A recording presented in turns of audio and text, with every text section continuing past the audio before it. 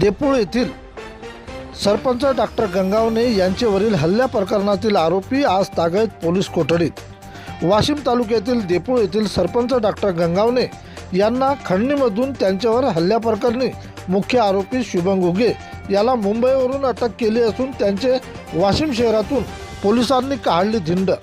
प्राप्त माहितीनुसार 3 फेब्रुवारी रोजी पार्थ मल्टीस्पेशालिटी डेंटल क्लिनिकमध्ये शुभम घुगे, पवन घाटोळ, ज्ञानेश्वर घुगे यांच्यासह 3 ते 4 अनोळखी इसमांनी सरपंच डॉक्टर गंगावणे यांना 6 लाखाची खंडणी मागून त्यांच्यावर तलवार व लोखंडी पाईपने हल्ला करून त्यांना गंभीर जखमी केली.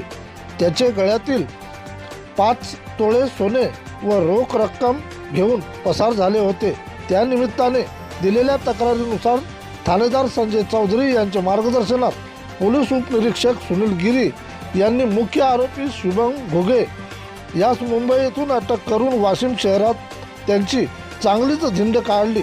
त्यामुळे गुन्हेगारावर पोलिसांची वचक राहून गुन्हेगारी कमी होते.